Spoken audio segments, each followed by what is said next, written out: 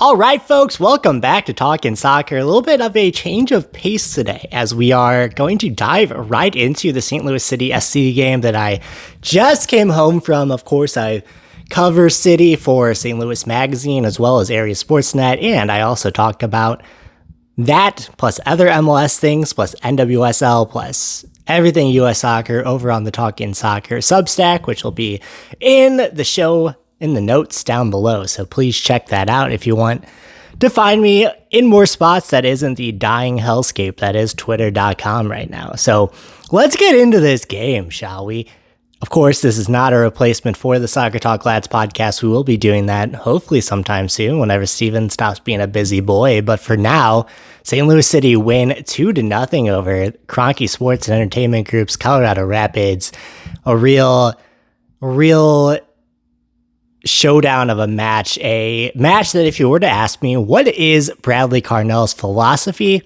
I would tell you to go watch the first 30 minutes of this match because it really was a masterclass in believing in your style, believing in your principles. These are these words that Bradley Carnell always uses. He always talks about his principles, and not just Bradley Carnell, but whenever you talk to the players after the match, they'll always go back to how they're just trying to play by their principles. Those principles are what allow City to be a little more flexible in their formation, a little more flexible in how they play. And it's what allows you to go into this match with, again, another lineup where you reinforce players that you took a chance on last week. So let's get into this lineup. So, of course, Akil Watts is back at right back. Kyle Hebert back at left back, and that seems to be the starter now. He has been for a while, but I think this game in particular kind of sealed it for me. You also had AZ Jackson in the midfield, Josh Yarrow starting at center back again. He's in the rotation now. And then, of course, Sam Adeniran up top at striker playing on top of Nico Gioacchini. I thought that little wrinkle was nice. They played very well together. And I think that's my first takeaway is that the front three, I'll count Azil Jackson that because Azil plays a 10, but he's very forward. He's very vertical with everything he does. And he's definitely a attacking midfielder in every sense of the word, although he does hustle back on defense as well. But if you watch this game, you watch the interplay and the understanding between Adeniran, between Nico Gioacchini, and between AZ Jackson. And it tells you why they're able to come out of this game so hot. This is a quick lineup, a fast lineup. Bradley Carnell talked about how it was sort of deliberate after the match and that you have Kyle Hebert, who isn't the most speed challenged player in the world. He's not the fastest player. He's, not even really a fullback. He's more of a center back that is just defensively capable.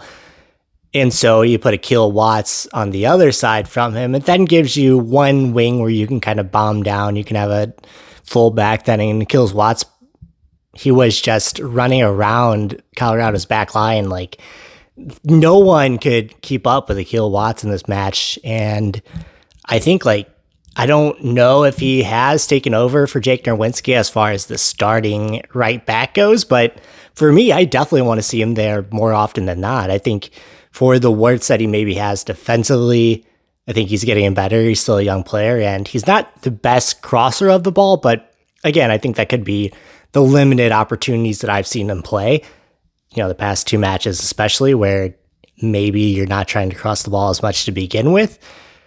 So Nerwinski might be better at playing the ball in the box, but Watts is still very dangerous, and you kind of saw him get into these little 1-2 touches, these little 1v1s, these little 2v1s, just based off his speed and his understanding with when Gioacchini would come over, his understanding with AZ Jackson, with Jared Stroud, with his winger on that side, which was probably Ostrak or all most of this match. And that's a player that I think has really cemented his status as maybe not a starter, but someone who should play pretty often. I think AZ Jackson, of course, Sam Adeniran, we can talk about that, but he has played well. So it makes him being recalled back from loan seem like the perfect opportunity. But as long as he was healthy, because of his height, his physical skill, he was always going to be the starter, especially when the form started to drop. So now you can put Adeniran, who is kind of analogous to João Klaus in a way. They have very different skill sets, but as far as tall physical specimen, I think Adeniran might even be more mobile in a way. Not as good on the ball, although he's still very good on the ball. But if you're comparing him to João Klaus, I think you can tell that he's not quite at that level yet. But through 2 starts, he has 2 goals and an assist. So that's a pretty good start to your MLS life as you come back into play, and you really gained the confidence from San Antonio, and now you come back and you can pretty much just pick up from where you left off at that point. AZ Jackson, I think, kind of touched on him earlier, is another player who is going to make things interesting when Eduard Leuven is healthy again. I think you could potentially make something work. I don't know if you want Leuven playing on that left side, but you could even almost have Leuven as like the inside forward playing underneath, in a diamond, playing on that left side with, say, Jared Stroud or Ostrak or Ulm or whoever it ends up being on that other side, or Vasilev even on that right side. There's a lot of options here in AZ Jackson playing so well. Makes it an interesting conversation, if not a little bit difficult for Bradley Carnell. And I think he's talked about in press conferences before, he wants these guys to make these decisions hard for him. And you can just tell the pride in his voice when he talks about these guys, when he talks about AZ. You also mentioned Isaac Jensen, who didn't play tonight, but both him and AZ Jackson called out Isaac Jensen in their post-match comments as a player who has been a good teammate, who has been in good form, but can't get on the pitch, and they just wanted to know that they recognize them. I think that's something I appreciate out of Carnell, is he's talked about how he's kind of blunt, he's direct, but he's going to tell you where you are, and he's going to reward you if you're playing well, either in practice, with the 2 team, with the main team, whatever. And I think you can see that, while some players cycle in and out and have up and down cycles, he's fair in that you aren't just one mistake away from not being in the lineup again. And I think that just comes with developing young players, is you have to know that these players will make mistakes. If you watch AZ Jackson this year, you know that he's made mistakes, but he's also rewarded you very handsomely by being able to come in this lineup and be such an impact player. I mean, if you think about AZ Jackson, they got him from Minnesota, and he was just a magic bean. Someone who had been very good at the MLS Next Pro level, had been one of the best players in that division last season, but someone that Minnesota didn't see a way forward into their roster. St. Louis said, okay, you can come in. Bradley Carnell actually talked about this tonight. He said, I told AZ 4 things. I said, you're going to come in, you're going to have opportunities at practice, you're going to have opportunities at the 2 team, there's going to be games where you aren't rostered. There's going to be games where you're coming in as a sub, and you will get an opportunity to start. And Bradley Carnell has been true to his word, and he's been rewarded for it just as much as he has rewarded AZ for being, the teammate that he is. So that's a little overview of the roster. Obviously, Tim Parker, some names I didn't mention, but Tim Parker had a fantastic game. Roman Bürki had a fantastic game. Nicholas Gioacchini, like I said, nothing on the score sheet, but his play, his movement was very good. I think he had a very good game as well. And if he is able to get something out of it, it maybe looks a little bit better. But my hair is doing crazy things after being in the wind tonight, so I do apologize. All right, so let's move on to the game. City come out, Colorado comes out too. This is a wide open game at the start of this match. And actually, Colorado had the first real prime opportunity within the first minute. Both teams had an opportunity within the first minute. City are able to ratchet out the pressure from there. And this is where you really notice the quickness, the speed of this roster. They were disrupting pretty much everything that Colorado even attempted. They were this forward defending. City was really up the pitch, and anything that would break through, Jabu Leblanc would be able to kind of get on the end of it. And his whole thing of being a dense ball of gravity that balls just come to, that was very much in effect here tonight. Blom left the game kind of early. Carnell talked about after the match that it wasn't an injury or anything. He just hadn't been dealing with the humidity and the heat very well these past few days. It's been hot here in St. Louis, so he was cramping up, and that was one of the big changes they made in the second half. But we'll talk about subs here in a bit. He was a big reason why they were able to be so aggressive.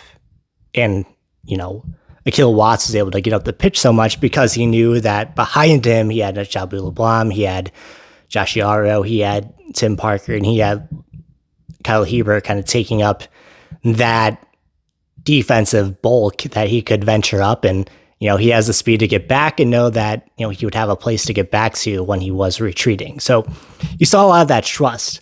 Carnell talked a lot about bravery after the match, and that was that bravery to go forward and not second guess and know that if you are out of position, that your teammates have your back. City go up 1-0 within the first 5 minutes. It was again, just constant pressure. They win a corner kick. AZ Jackson steps up. He delivers it in. It eventually gets on the head of Tim Parker, who scores his second goal of the season. A couple big goals for old Timmy P in St. Louis. This is his second goal. He had the first ever St. Louis goal. And he talked about after the game how if he would have, when he put his goals down for this season, being an all-star wasn't one of them, but that he's been in the league so long that he feels like he's really reinvigorated his career in St. Louis. And it's such a great feeling to be named to the all-star team. And this was the icing on the cake for him. So City are up 1-0, and it's more of the same right for this goal. They're pressing. They're, everything they're getting forward. They're going to end this half with 2.2 expected goals. They scored 2 goals. The second goal comes after, again, it was a ball that was won in the midfield. Sam Adeniran is able to take on a couple of players. He gets to the end line. He's able to keep the ball in bounds and just kind of sends it in. He sees Jared Stroud wide open in the box. Stroud gets on the end of it, and it's another goal, and it's 2-0 for City. And that's how it would end. And while the next few minutes would be more onslaught and, going into the first half, City would definitely have all the momentum. They would end the half with 2.2 expected goals to Colorado's 0.45. It would come more Colorado towards the end of the game. Colorado did well to fight back and to not just let City kind of run them off the pitch, but the intensity definitely dropped as you got into the second half, as players got tired. As, like I said, Shelby LeBlanc was struggling a bit.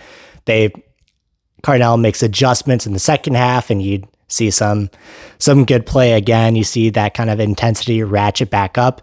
And it ends with some good plays, some more chances from St. Louis. Roman Bürki had to come up big a couple of times, but it ends 2-0, and St. Louis have won 2 in a row.